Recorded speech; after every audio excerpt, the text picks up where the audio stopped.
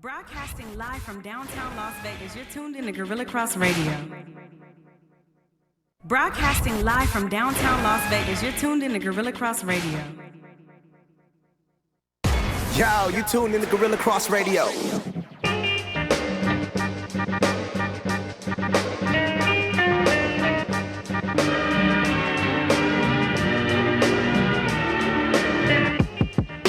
Yo. Welcome to the final countdown. We are live from Gorilla Cross Studios in beautiful downtown Las Vegas. As always, I'm your guy, MP, Michael Price. That's right, folks. I am back in the seat, and I'm joined by that handsome guy, my co-host, Jay Long. What's going on, brother? Man. Another beautiful day. You know what? It's always beautiful in There's wind Vegas. and rain everywhere in the nation, and it's beautiful. It's like 70 degrees here, and my allergies are killing me. So I think that's everybody. But you know what? It's my favorite time of the year because as Quan and I were talking before the show started, there's a game every single night of the week. It's that time of the year. Sports, there's never been a better time to be a sports. What season is it? Oh, Sports season. sports season. It is sports season. I'm going to tag that thing. I swear to God, I'm going to put some money on it and get a trademark. Hey, guys, you can join us in the show anytime by calling us at 702-608-3259. Yeah, it's sports season, man. It's just a little bit of everything. I was watching the game last night, catching up on the UFC, and then also watching the preview for the NBA. And I was soaking it all in, man. I felt like a piece of a roll with some gravy.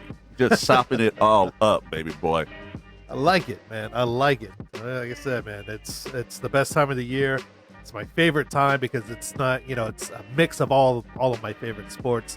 And now hockey's become my favorite. How did I forget that one of my favorite sports, and of course the Golden Knights last night. We'll talk about them in just a little bit, but let's bring it back a little bit. Let's talk about last Sunday. Let's look at the Week 4 NFL and some barbershop chop. Why don't we do that? Yeah, why don't we do that? So getting that first thing kicked off, and it's kind of funny to when we look about this, the Bills. When's the last time anyone on sports talk radio, at the barbershop, at the water cooler, has talked about the Bills winning? You $5 bills, but we don't talk about the Bills winning. And here they are in a position where I think they could have possibly won last week against the Patriots. It was more of them not doing just enough to get over that hump. Tom Brady probably had one of those, as we talked about earlier, bad games, which, how many times are you going to bet that Brady's going to have a bad game in order for you to win? It was that last week the Bills didn't do enough to pull it out. But as we said, did the Bills win and losing? And I'm going to let you start that one off. You know what? I think, going back to last week, we talked about how, there are no moral victories in the NFL, but there are certain victories when it comes to teams that have been downtrodden for a while, and they got a young team, and they're trying to build on something really positive. And that I will give to the Bills. Now, the obvious is that they lost and that Josh Allen turned over the ball.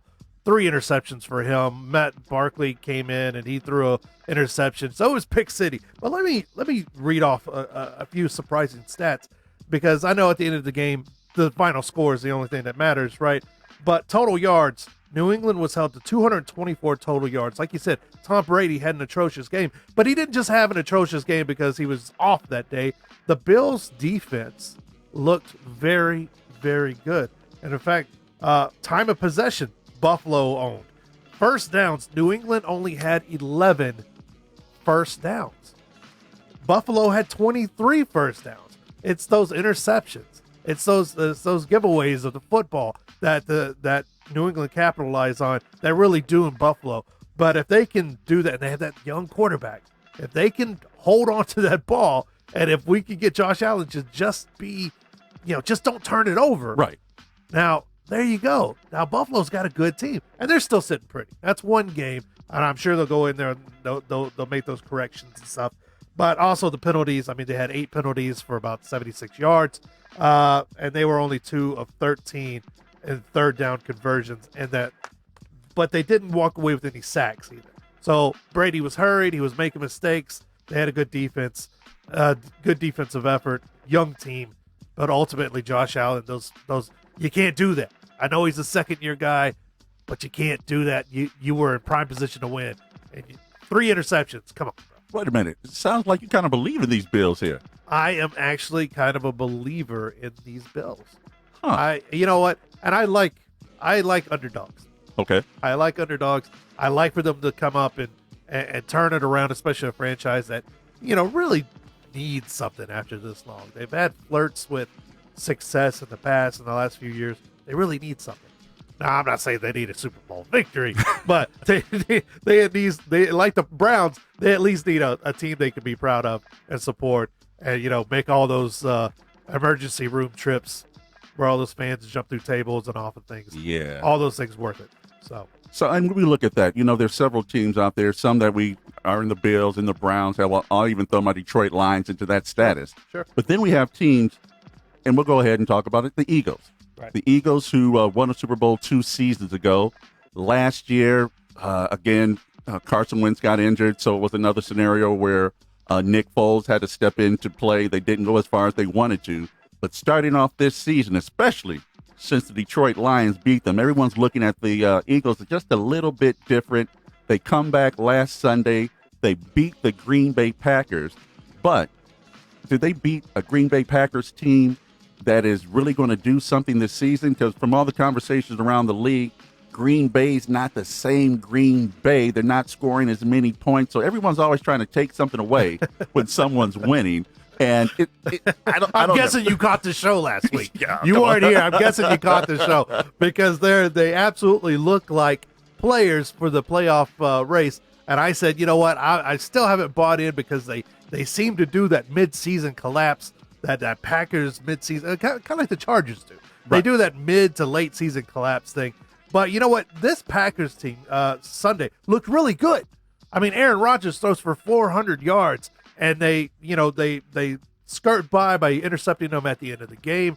But this win for that Eagles team was really something they needed. And it really shows how deep that team is, how good they are, and that the early season hiccups may be behind them because they played well as a unit. And even though the stats say they should have lost that game handily, they look good. They come out with the W. And I believe that this was a good-looking Packers team on Sunday, and they beat a good-looking Packers team. So, I mean, I like it for the Eagles. I mean, I don't like it for my Cowboys when they have to face the Eagles.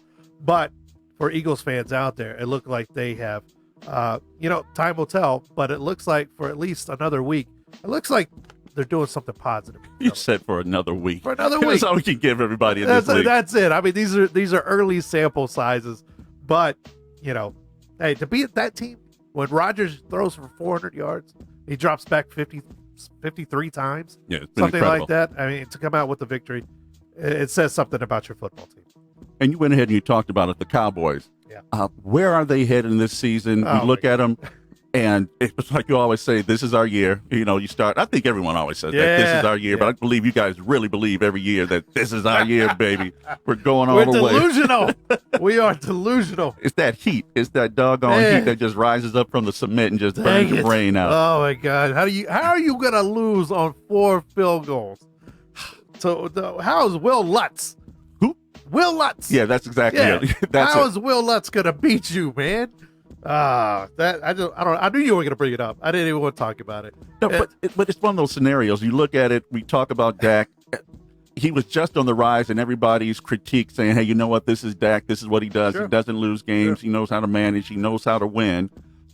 Zeke, I think the whole team, and I won't just say it, Zeke, because it was the whole team. What did he have? 43 yards? Yeah, like 30 something, 30 some yards. Rushing, and he got his big payday. He got his big check.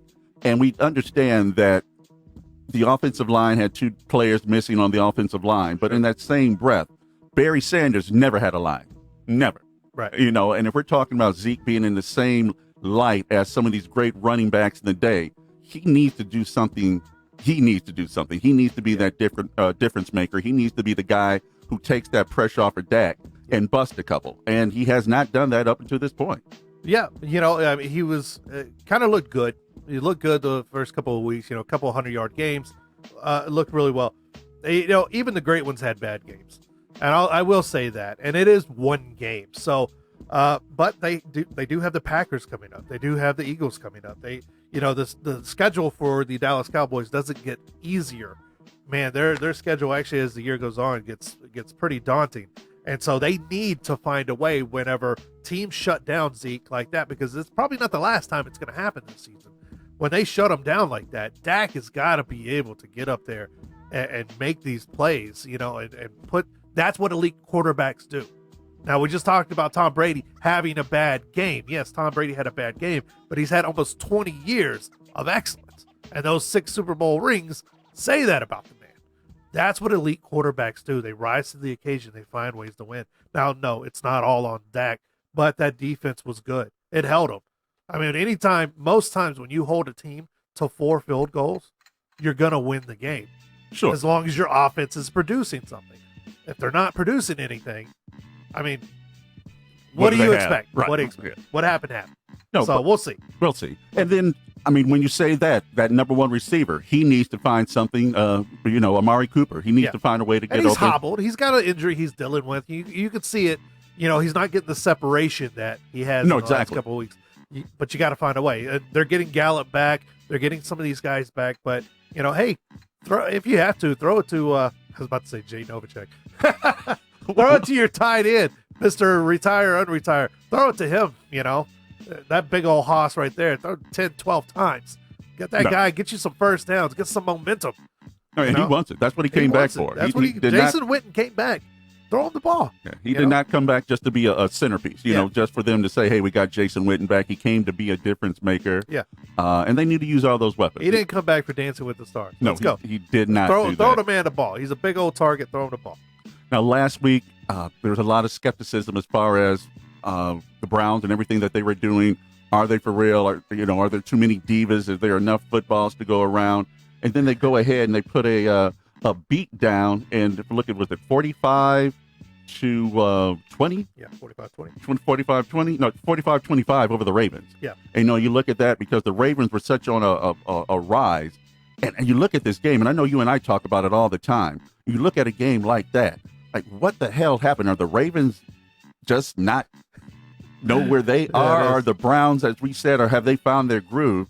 And it has to be a combination of the two. Lamar Jackson has looked great in the first 3 games of the season. Then all of a sudden, and not to say he didn't play well. Yeah, he had 3 touchdowns. Yeah, no, I mean, that's what I'm saying. It's not that he didn't play well, but then all of a sudden the stalwart of a defense gives up 45 points to the Browns.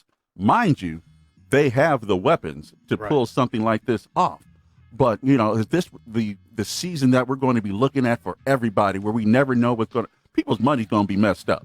And I think that's the best way for me to put it. People's money are going to be messed up this whole season because you never know what you're going to get. Yeah, you may want to wait a couple of weeks to really shake out who these teams are, because it's one of those games where you're trying to figure out, like, are the Ravens bad or is Cleveland turning a corner and they're really good?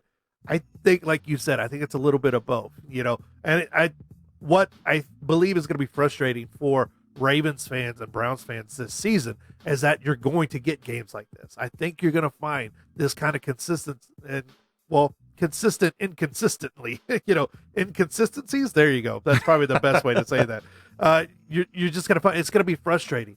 I think the hype was too much for the Browns this season. They still got to gel together as a team. They still don't have an offensive line, not a good one. Right. Baker Mayfield is playing in a collapsed line. Every time he drops back, it seems that line collapses around him. So he's trying to make plays.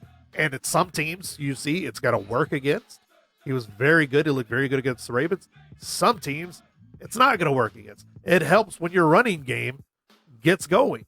So this offensive line that hasn't been good suddenly shows up and they're like, okay, we'll start getting some blocks. Chubb runs for 200. I was going to say that. He goes crazy. He goes for like 2,000 yards, in one game. That's great. We need that every single time if you're a Browns fan. That's been their problem so far. The offensive line has been up. They've been down. They've been collapsing. If they can play like that, if they finally righted it, they've got the patterns down and things like that, I think it's going to be good times for them. But I believe for Browns fans and probably Ravens fans as well, you're going to have that maddening inconsistency right now. So if I'm a Browns fan, am I excited about 8-8? Yeah. If we end up 8-8. Yeah. If you're a Browns fan, yeah. As long as you didn't buy into the hype. As long as you didn't think, hey, we're going to the Super Bowl, like us Cowboys fans, right? As long as you didn't buy into that 8-8 or 9-6, 9-7, 10-6, something like that, I think is a great position for the Browns, And I know that nobody says, oh, I want my team to go 8-8, but being realistic. Baby steps. Realistic, man. Yeah. 8-8, something to build on, Get you some big old offensive linemen in there that are going to be consistent, keep Mayfield up so he can have time to draw back and make some of these passes. And so Chubb can do that consistently. Could this be that go. NFL season like we used to have back in the heyday where 10-6 is a winning record, because of the inconsistencies or just because of the play of all the teams? Because you never know. It may so. Yeah. That's a really good point. It may be one of those seasons where even a 9-7 team or something like that just comes out of the woodwork and they make the playoffs, wild card or something like that. That's just kind of how it's falling at the moment. You're always going to have your teams like the Patriots, stuff like that seem to separate themselves from everyone else. But right now, you got a lot of up and down. So we'll see what happens, man. But you know what? That's what makes it fun. That's football, what makes baby. it fun. Hey, I'm not bad at it. Just win, baby. The Giants owe one of their Super Bowls to a run like that, right? They went in, they kind of backed it to the playoffs and caught fire, and Eli may end up in the Hall of Fame one day because of that. So. Yeah, let's not even depress ourselves like that. Yeah. Now, talking about depression, the Broncos are 0-4. And it amazes me, when we look at the Broncos, the one thing that we've never talked about in the tenure of John Elway is John Elway being on the hot seat. But talking about a man who's been more inconsistent with selecting that next guy. And I don't know if it's just his ego and everyone wants to find that next quarterback. I'm not going to pretend like that's not a thing. But just some of the moves and some of the impatience that he's had with some of these quarterbacks. And not that they have gone, the Paxton Lynches of the world, gone somewhere else and just been killing it. Yeah. But John, he's the one who's making these decisions. He's the general manager. He's the Hall of Fame former quarterback who's led them to 2 Super Bowls. Now we look at John Elway and we're just giving him all this leeway. Yeah. We don't look at John and say, oh, John, it's on you. I don't even know if we even criticize him at all. And this may be the first time that he's been criticized. And do you think it's fair? It's deservedly fair. I mean, yes, he's going to get more leeway because he is a hero and he's a legend in that organization. But at some point, you have to look at the results. And since Peyton Manning retired and they, had that vaunted defense, now the defense looks a mess.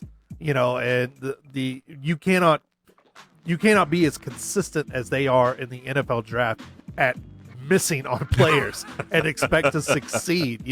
Because you're trying to build a team through trades, bringing in Joe Flacco, who's not, his best days are behind him. Joe Flacco's he's on the back 19. Yeah, he's on the back 19, absolutely.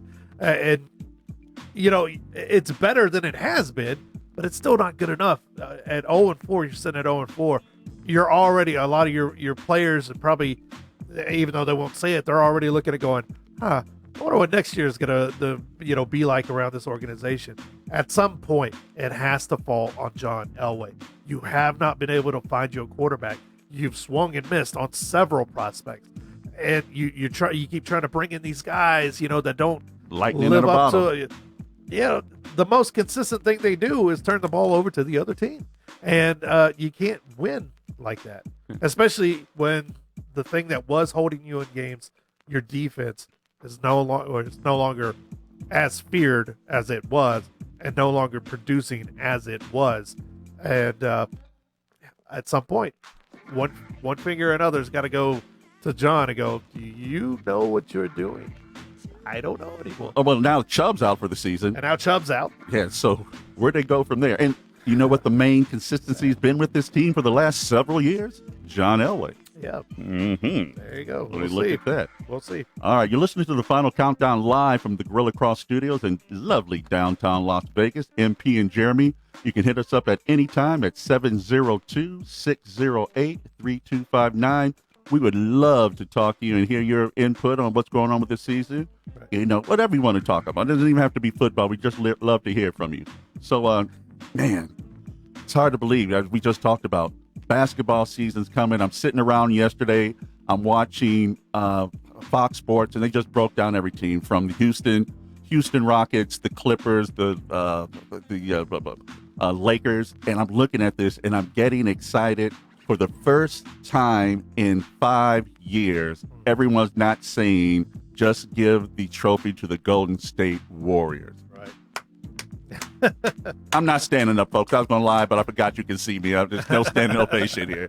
I am so excited to hear that parity is here. We don't know what's going to happen. And, man, it's hard to believe, Golden State Warriors aren't here. So who's the pressure on, man? Who is the pressure on? And, we look at these questions, all of a sudden, they even had a piece about the Milwaukee Bucks yesterday and Giannis. And they showed little baby Giannis and what he wanted to be back when he was 17 years old, just giving all of his, I just want to be the best. I'm going to be an MVP player. And he looked like Boney James, and not Boney James, the great jazz musician, little Boney James around the corner. But now here he is, the MVP. His team had the best record last season. Yeah. And it's the pressure on him. Once you get into that status of being number one, wanting to be number one, you put that target on your back. Yeah. Is it there? Is the pressure on him? Yeah. The pressure. Well, if it's not on him personally, it's on that organization. They have a really big year coming up because at the end of this, he's going to be available for the Supermax contract extension, and at this point, it's 5 years, $247 million. How much? $247. 245. Yeah, and some change. Oh my God! They always do that. It was always like something 6, 7, and 89 cents. But that's what the extension. And right now, everything he's saying is, I don't want to talk about that. That's at the end of the year. That's going to be rude because there are tampering things. You don't want to say it because the Bucks already got fined $50,000 for saying that they're ready. They want to sign him tomorrow to this extension because it's the best player to come, through Milwaukee. It's who? I mean, Lou Alcindor. There you go. Right, and that's Kareem Abdul-Jabbar to you Sweet young Lou. folks. Yeah, But the pressure is on the organization because they play. They get a 60-22 record. They get the number 1 seed. They go through. They get bounced, by the eventual champions and the Raptors and everything. So the pressure is on. The pressure is on for the Bucks because if they do anything less than a championship or have a good showing in the playoffs, and that's probably the Eastern Conference Finals or something like that, will he take his talent somewhere else? Is he already thinking like L.A., New York, Brooklyn, something like that? You don't know. Right. You have no idea what he's thinking. I know right now he just wants to play ball, but there's a lot of pressure on that Bucks organization. Can they win? Can they win it all with the roster they have? Well, I don't know. And they made some changes, and let some people go subtraction by addition and addition by subtraction, all those good little phrases we use. But it's really going to come down to him, Giannis. I know that he's developed a jump shot. He's developed a three, which he says he's going to take that three-pointer a lot more this season if it's available for him. Sure. It's not going to be something that's forced. He's not going to go all Boogie Cousins out there and just start dropping threes, like he's Steph Curry. But, no, I think the pressure is on the Bucks. Now, for the first, like I said, season in 5 years, the Warriors don't have pressure on them. But I think it's not pressure, but I know that they feel that they need to show everybody that it wasn't about KD. And I don't know how far that's going to go with the way that the season is going to start with them, really, when they just have Draymond Green and Steph Curry. And I know how you feel about Draymond. I love Draymond. I do, right? Not, folks. I do not believe in Draymond Green. So I think there's going to be a lot of exposure going on with that team, a lot of exposure for Draymond Green. That he's not this max deal guy that they've made him out to be when you have the shooters that he had on his team. And I'm not saying that he's not a good player, but I don't even think he can fit into Dennis Rodman's shoes. He's just a guy who fell into a good situation and he learned how to maximize his talents around that team.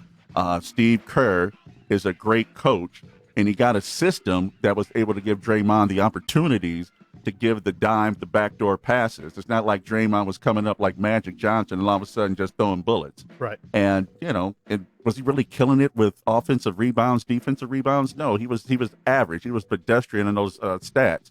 But the one thing I will give him credit, whenever it counted, he always did come up with points, but I call those invisible points. They weren't difference making points. You know, he would get that 3-pointer when you go, oh crap, now he finally hit it. He's 1 for 17. Now he hits one that counts.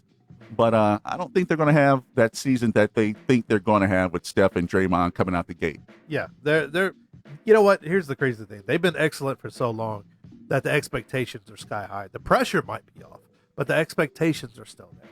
So if they have a season where, even though they're missing Klay Thompson for the better part of the year, and even if they come back down to earth, in which coming back down to earth for the Warriors may be, I don't know, the 5th or 6th seed or something like that in the West, even if they did that, the expectations are so high. I think it would still look like, I think people would still look at it as a down year and a disappointing year for this team, especially when you look at the max contracts that were handed out. Steph Curry's making $40 million this year. Jesus. And he's 31 years old, so he's rounded that 30, I'm not saying he's going to decline, but, eventually these things are going to happen. So what moves are you going to start making as an organization? When Klay Thompson comes back, is he going to be the same? Right. Those injuries affect athletes differently. Every athlete's different. And is he going to be the same? How is, like you said, how is Draymond going to respond? The pressure may be off a little bit, but the expectations are still high for Golden State. Right. And then Steve Kerr, he may be exposed. Yeah. I mean, because now all of a sudden he has D'Angelo Russell. He might actually have to coach. He may actually have to coach, just not roll out the ball. Roll out the ball. And then we have the Rockets, as I said before.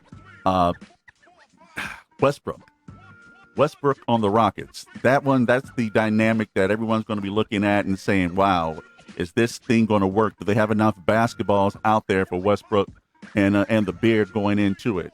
And, I think I like it. Westbrook brings that dynamic that they didn't have before, that chip on their shoulder. Sure. And, when looking at it, you go, all right, they'll have a little moxie going into it. Westbrook, maybe if he's fixed his jump shot just a little, but still keeps that intensity driving to the hole, kicking it out to an open Westbrook, kicking it out, to someone who's going to be open, because that's the D'Antoni philosophy, run to the corners. Run to and the gun. Corners. Yeah, that's it. And maybe this could be their season. I don't know. But again, I think basketball season is going to kind of mirror the football season, that there's so many possibilities out there that anyone can win. And the Rockets, I don't know, because it's going to come down, well, as we know, basketball comes down to defense at some point, and will the Rockets be able to get that stop in the last minute come throughout the season? Yeah, and that's not going to be, the stop, the defense. That's what it's going to come down to, because the Rockets are going to be able to score points, obviously, because either one of these guys, Westbrook or Harden, they could drop a triple-double at any time. And you're going to have multiple nights where they probably both do. And, they're going to be blowing out teams 135 to, 110 or something like that. But that's the thing. I believe they're going to have to consistently do that. They're going to have to do that all year. I don't think the defense is there, and that's what we're going to see. Are there enough possessions to go around for these guys who both love to chunk up shots on those nights where Harden's not hitting anything, as he's shown so many times when he's 3 for 25? Is he going to be able to, is he going to be willing to just let Westbrook run with it and, resign himself to try to create these open spots for these guys? Or is it going to be, one of these things where it just kind of implodes? Looks good on paper, but implodes. So the first month of the NBA season is going to be really interesting to see how these new teams, you can throw the Clippers in there, but Kawhi and those guys, how is it all going to gel? It looks good on paper, but like someone said the other day, it's not NBA 2K. Not everyone just learns the schematics and the plans and the playbook just right off their heads, and everyone just knows and runs around and gets open. And these guys got to gel. They got to have a rhythm and a feel for each other and anticipation. That's what the Warriors, these great teams that have come through, they've played together for so long. These guys formed this, unbelievable intuition with each other to create open shots and open looks. And, is it going to happen for these new look teams? It's going to be very exciting. Oh, it is. For those fan bases, but is it going to pay off? And is anything less than a championship for any one of these teams gonna be seen as a disappointment. Oh, There's God, gonna be yeah. a lot of disappointed people at the end of the year. Yeah, no, it will be a lot of disappointing people. A lot of money's been spent. A lot of conversations have been had from the LeBron Davis pickup and what they can do. Boogie Cousins going down over there. We haven't even talked about the Utahs. I'm sure we're going to get into all those top tens later on. But yeah, it's going to be a lot of pressure on everybody. You're listening to the Final Countdown live from Gorilla Cross Studios in downtown Las Vegas. MP Jeremy, hit us up anytime, 702-608-3259. We're going to go ahead and take a break. And when we return, the NBA Top 10. It's the Final Countdown. Great.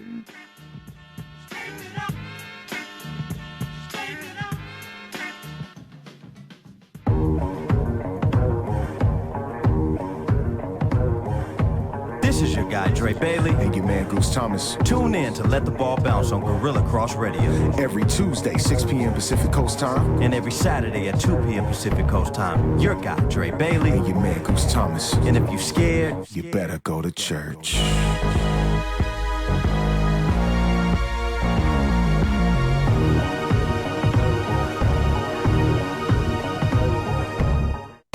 Yo, you tuned in to Gorilla Cross Radio. And welcome back. It's the Final Countdown. MP Jeremy Long. Basketball season, it's really here. It's hard to believe that in 3 weeks we'll have all 4 sports just going in full-blown sports season. But it's the best time of year, folks. There's no reason why any guy or even female out there, we're not sexist, shouldn't just be enjoying the hell out of that's going on. So let's look at this NBA Top 10 heading to the season. And the number one team that we're looking at, the Bucks. The Bucks. We kind of delved in what we think about them. Pressure being on Giannis, making a lot of changes as far as the roster is concerned. It's the Bucks, man. They made it all the way to the Eastern Finals last season, with a stout team. Yeah. But the thing that happened with them is, and what the team started to figure out going into the end of the season, is just trap Giannis, and put the pressure on everybody else. Yeah. Middlebrook, what can he do for you? Yeah, and so how do you respond to that? Right. They you get exposed in the playoffs.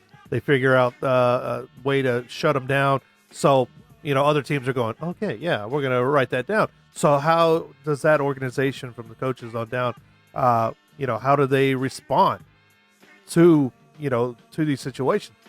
We're gonna find out, man. But I still believe right now they are the best team. They're gonna enter the season number 1. They got the target on their back, even though they're not, defending champions or anything. That's the Raptors.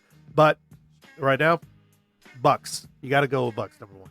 All right. And then we're looking at it. And we got number 2, the 76ers. Mm-hmm.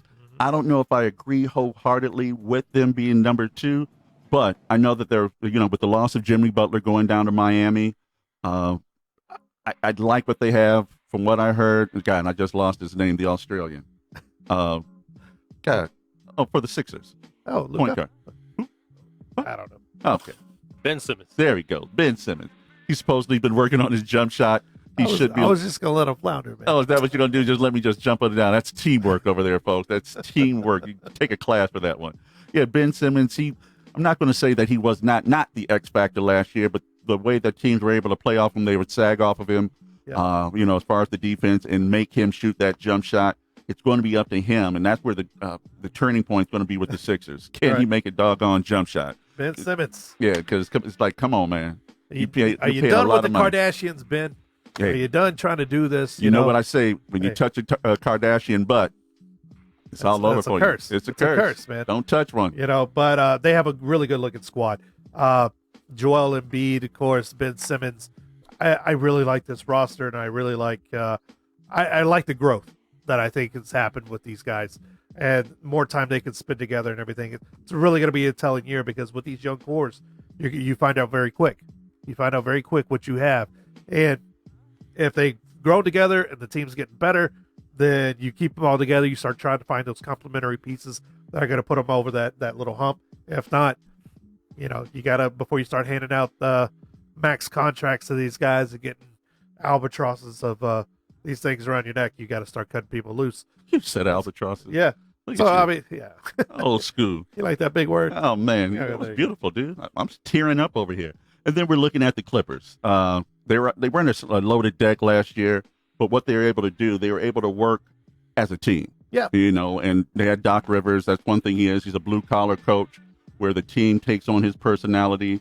Then you throw in the additions of Paul George and Kawhi Leonard, and it's kind of funny the way that Kawhi kind of orchestrated everything to get Paul George there in order for him to come. He wanted to bring everybody back to L.A., and so now you have that basis of Dontrez Harrell over there. You have Sweet Lou coming off the bench. Then you put in these other two pieces as far as Kawhi and PG. Now they go from just being a grinding team to a really grinding team with two guys who the emphasis is on defense. Yeah. And I look forward to those two being competitive on who checks the best player on the other team, because they have that skill set where Paul George can go all the way up to, the number 4 player, and Kawhi can check everybody on the court. Yeah, man. I think Paul George is one of those underrated guys. Even though he's considered one of the best guys in the league, he's still one of those quiet guys that flies under the radar, but he's a great compliment to Kawhi and everything he does. You got two guys, like you said, that on both ends of the court, and they make a difference. And I think this is a solid team. I can see why the Clippers are a lot of people's favorite entering this season as far as, who will be the last team standing at the end of the year. It's hard to knock what they've put together in LA, and to do it in one fell swoop like they did, man, hats off to the Clippers organization, because just a few years ago, nobody wanted to play with the Clippers. Oh my God. Because of everything that happened with the GM or the owner and all that stuff. And then, you had Lob City, which was really fun. Again, one of those fun teams on paper, but they never won anything. Right. I think they're still floating around there somewhere, Blake Griffin. And he's in Detroit. But what happened? Blake Griffin, Kardashian. There you go. Touch one. What happens? Learn, people. Learn. And then, number 4, I'm going to take it from here. Number 4, their crosstown rivals, the Lakers. You got to, talking about pressure earlier in the show. Is LeBron for the first time really? No, I'm just kidding. Not for the first time. LeBron is under a lot of pressure. The Lakers are under a lot of pressure. Yes. But Anthony Davis, that's a good, pickup for them. But they're starting to do that thing. They don't come out and say, hey, we know a guy's getting old. They start saying, we're going to smartly manage his minutes. And that's what they're doing in the preseason with LeBron. And that's to say, LeBron's got a lot of minutes. He's got a lot of miles on those legs, man. You got to keep him fresh and healthy. So that's, man, I'm interested to see, can the Lakers rebound? Last season, awful. Horrible Awful for them. So they've kind of revamped the entire roster. Yeah, it kind of reminds me of the first years in LeBron in Cleveland, where it's just LeBron and no one else. And once he went down, they had nothing to look forward to other than the draft. Yeah. Other than the draft. But then we have number 5, the Denver Nuggets. You have the Joker out there, one of the best big men out there. Jamal Murray, he kind of picked up his slack. Gary Harris, the underrated Jeremy Grant, and, actually the big underrated Paul Millsap. Paul Millsap has been around more teams than, I'd bet that he's probably been on 6 teams, but he never drops off. So it always astounds me that he's always somewhere else. Yeah. He's 20-8, but yet no one wants to have him on his team. But I know that he's found a home in Denver. Going into the playoffs, if I'm not mistaken, they were the number 1 team in the Western Conference, and their big center. Oh yeah, that's what I said. The Joker. Yeah. No, he's the truth. That one of the best passing men in the NBA. Soft touch around the rim. Can they pull it out? Can they? The pressure. Can they?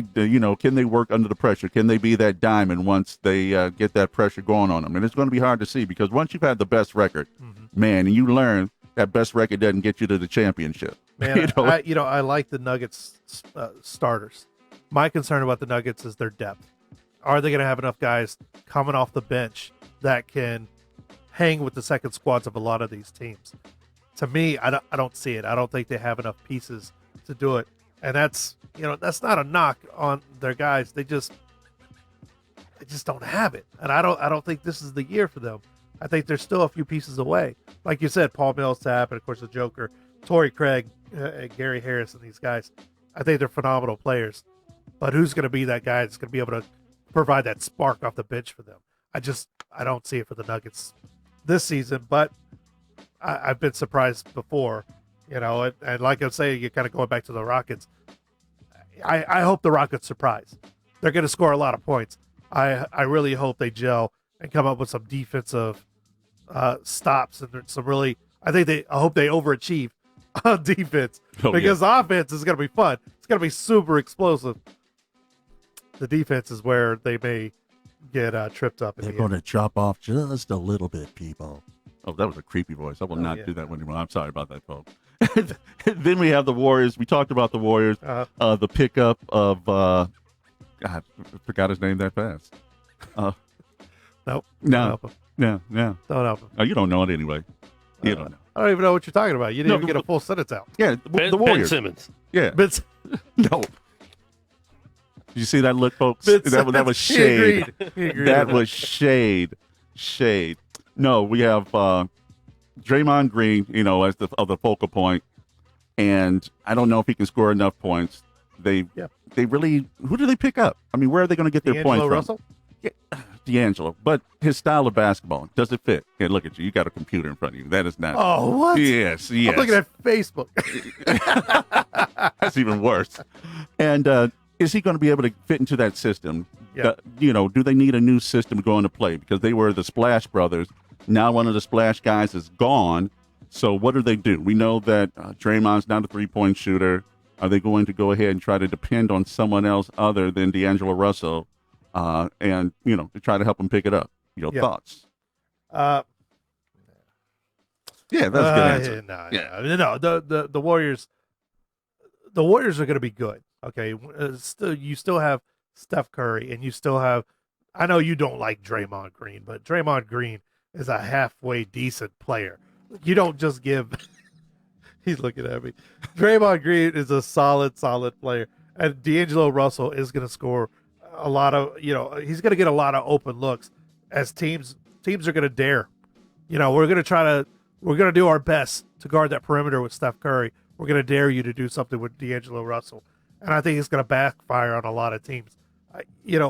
Just looking at the team from top to bottom, if they can hold out long enough, and if Klay Thompson's body can heal and enough time to come back at some point sometime in the season, it may not be as bad as you think. But like I said, expectations are so high on the Warriors. What does a bad year look like for them? Right. Is it totally missing the playoffs? Is it an 8th seed and getting bounced in the first round?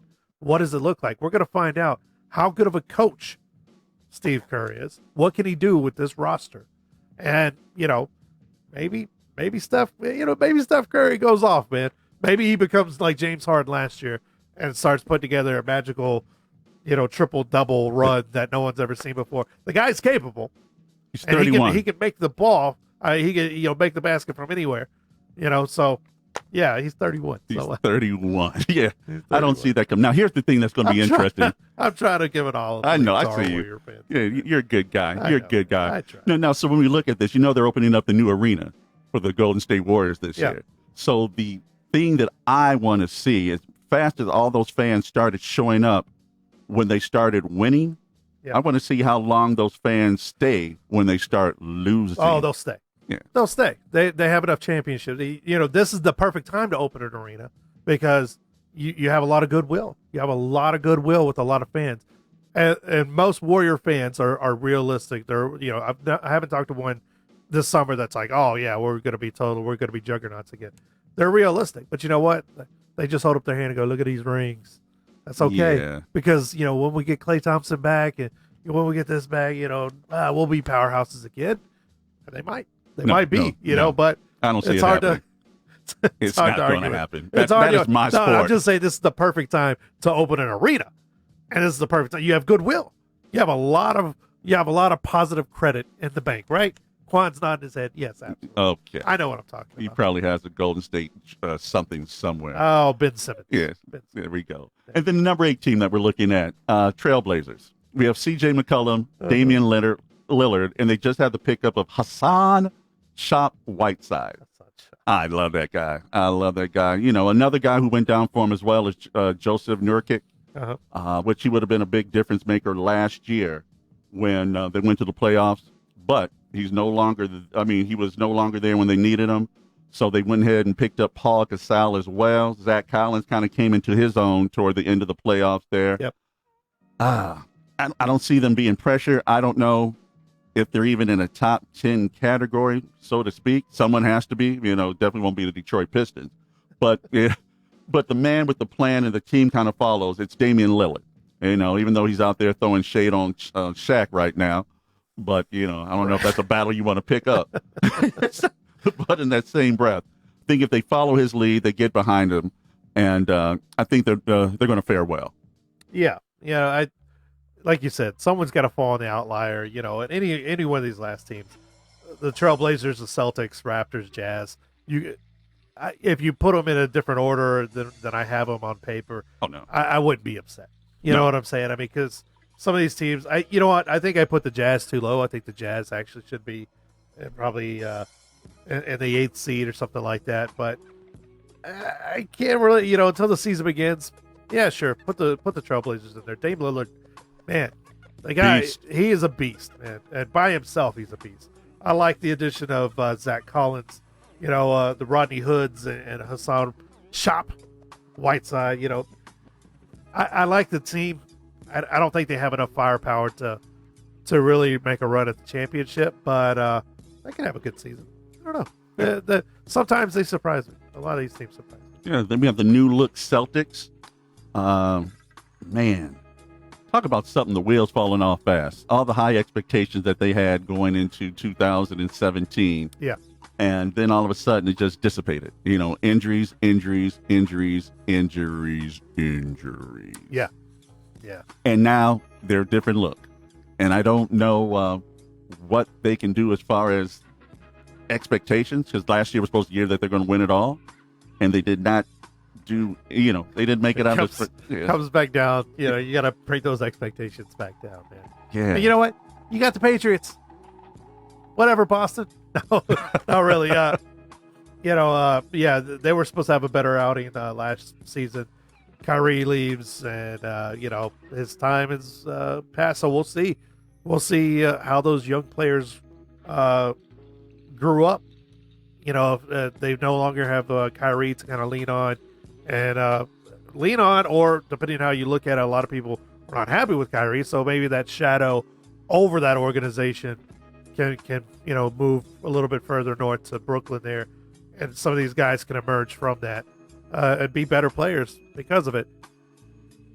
We'll see. And I know it's a lot of we'll see, but it's still preseason and things like that. But the Celtics, until we start seeing them on the court more consistently together in these preseason games, you're kind of going, paper, does it really make sense? But they got a good young squad, and that's the key. They're young. They got a good young squad. They got guys they can build around. So, yeah. And then at number 10, we have the Raptors, and you know what? The Raptors don't care. I'm going to put it like that, fans. The Raptors won their championship. They gave Kawhi his passport. They let him go. They probably gave him a couple of Canadian dollars. I don't know what the money is called over there. They still have Canadian their man. dollars. Yeah. They still have Kyle Lowry. And Kyle Lowry down there, like and I think they're good. They're definitely in a rebuilding season. Ibaka, they talked to him the other day when I was watching the NBA updates, and he knows that the expectations are low for them, and but it's keeping realistic. I mean, you're coming off of a NBA championship when no one even thought you were going to even be in the playoffs. I mean, the last 3 years, LeBron has been their nemesis. And LeBron finally leaves the East Coast Conference, and they're able to win it all because one man basically just willed them into a championship, which was one of the most amazing things I've ever seen before. For one person to go to one team, not coming into the league, he wasn't this superstar player. He was just supposed to be a defensive stalwart, and all of a sudden he developed a jump shot. His defense with his hands, big old hands, was something special, and. He came, he did, he conquered. Yeah, what a crazy season for Kawhi and the Raptors, and for their country. I mean, I love the expression last year. LeBron leaves, and the U.S. loses the championship to another country. He cleared the path for him, man. And you're talking about a one man wrecking crew on both sides of the court. Kawhi Leonard had a season for the ages. Like you said, like LeBron a few years before that kind of willed a team Right. to a championship, even though they had Kyle Lowry and they had good support players. But really, that was Kawhi Leonard all the way. And he hated to leave, but if you're gonna leave, leave him with the championship. Say, all right, cool, because everyone was, everyone was just kind of like, yeah, I understand, I get it. They weren't I get mad. it. No, I'm not mad. We got a championship. They did not burn his jersey. No, Yeah. not too many of them. Yeah. Then you have the Utah Jazz, and they're definitely in a situation where I think they have to make a big difference. This year they went ahead and picked up Mike Conley. Donovan Mitchell's in his 4th season, if I'm not mistaken. Rudy Gobert, hopefully he put on a couple pounds. That's something that'll be important. Bogdanovich is there now. Joe Ingles, I love Joe Ingles. Yep. The Australian. He has an attitude like nobody's business. Dante Exum, he should be a little bit more healthier this season. And, man, it's just they're one of those teams where there's so many expectations for them, but I think they get in their own way. They fly under the radar a lot. Too. Yeah. They're quiet. They're quietly good. I think they should have a really good team, really good squad there. Again, I think it's going to be a quietly good season for the Utah Jazz. Tough place to play, though. Jazz, get your fans under control. A lot of ill stuff going on up there. I'm not gonna start all that discussion, but they got to get under control, Jazz fans. Yeah, your fans can't be touching people. Yeah, don't be touching players on the court, saying the things you're saying. Yeah. Anyway. That's nothing. Well, man, it's been a good show, brother. I love that the NBA season is here, and I love that we're gonna have all of them going at once. NHL, NFL, and right before we go, last few minutes of the show, Vegas Golden Knights start the season off with a win. Big win. Big win. Riley Smith, 2 goals. Yeah. Cody Glass gets his first The Rook. first one. No. That's our first draft pick ever, right? Yep. Yeah. Yeah, no, it looked good. The team as a whole, it looked as if San Jose was going to give them a little problems. When there was 3-1, they scored a goal, the Sharks. Then it was taken off the scoreboard, and then from that point on, the Knights just continued to just put that pounding on them. I like it. Yeah, but it'll be interesting to see what the rebound game, because the next game we play them again. In San Jose. In San Jose. So before all these expectations start going through the roof, let's get, it's 82 games, people. It's 82 games, but you know what? I did see on ESPN and a few other places, we are the chic pick to hoist the Stanley Cup. Everybody just wants to come here. Everyone just wants to come here and watch. Like I said earlier, I said at the beginning of the show. Yeah. 70 degrees and sunny outside. That's it. Beautiful. Hey, well, thank you guys for joining us. It's the final countdown. We will be here next Thursday, 5 p.m. Make sure to stream us live on Facebook when you want to listen to us. They can catch us at where, Mr. Long, for the rebroadcast? FullMetalSports.com. You can find all of our videos between this and the show that's coming up in just a couple of minutes, Levels, a new show from Full Metal Sports. You catch it, all the stuff there. Or on iTunes or Spotify or Stitcher if you're more audio folk. You do that, catch us there. It's MP. Jeremy Long. We'll talk to you later. Peace.